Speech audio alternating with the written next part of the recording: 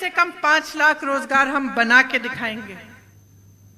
वहीं भाजपा ने प्रियंका गांधी वाड्रा पर निशाना साधा है। बीजेपी नेता कर्ण नंदा ने प्रियंका की रैली को नुक्कड़ सभा बताया और कहा कि प्रियंका गांधी वाड्रा लोगों को झूठे वादे कर गुमराह कर रही हैं। प्रियंका गांधी की रैली पड्डल मैदान में हुई, वो एक नुक्कड़ नाटक लग रही थी। और नुक्कड़ नाटक तो इस प्रकार कि एक पड्डल मैदान के 1/4 हिस्से में उस रैली को अंजाम दिया गया।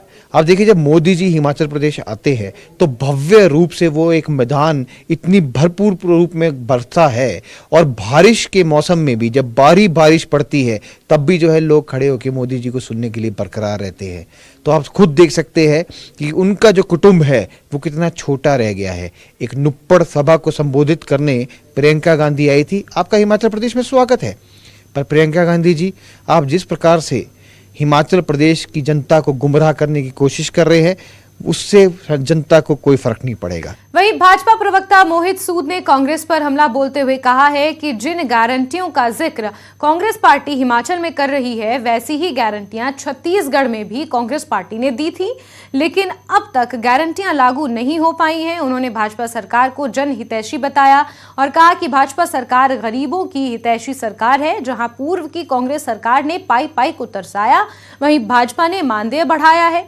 भाजपा के कार्यकाल में विभिन्न सरकारी योजनाओं में कार्यरत कर्मियों का मानदेय 50% से 300% तक बढ़ाया गया है, जो भाजपा सरकार की नीति और नीयत को दर्शाता है।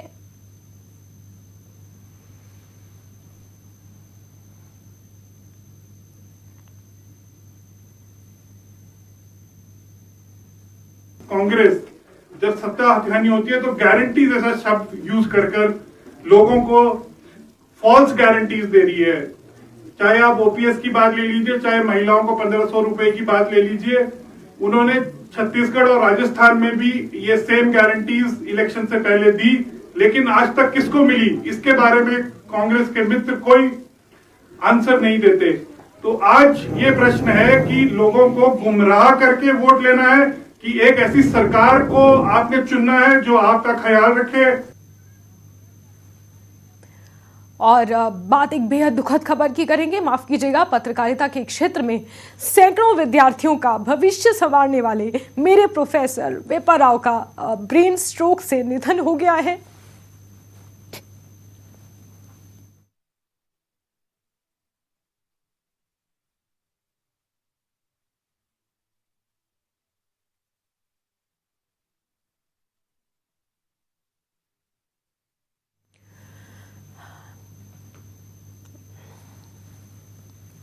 माफ कीजिएगा, वो 76 साल के थे। उन्होंने कई अंग्रेजी हिंदी अखबारों में काम किया है। उनके निधन पर सीएम जयराम ठाकुर ने शोक व्यक्त किया है। सीएम ने कहा है कि पत्रकारिता में प्रोफेसर वेपा राव के योगदान को हमेशा याद रखा जाएगा।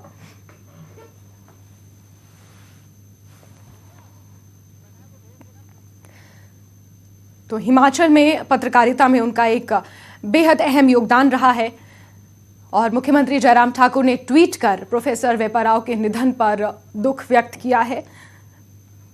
हिमाचल प्रदेश यूनिवर्सिटी में लंबे समय तक उन्होंने प्रोफेसर की भूमिका निभाई। एक मार्गदर्शक के तौर पर कई छात्रों के लिए वो पिता तुल्य रहे हैं और अपने पत्रकारिता के सफर में उन्होंने कई उपलब्धियां पाई हैं।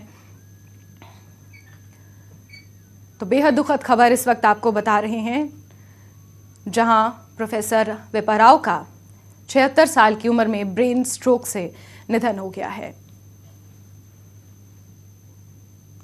चलिए आगे बढ़ेंगे खबरों में। और किन्नौर में इन दिनों राज्य स्तरीय महोत्सव चल रहा है, जहां हिमाचल की पहाड़ी संस्कृति झलक देखने को मिल रही है। साथ ही यहां कृषि उपकरणों को लेकर लोगों में खासा उत्साह भी है।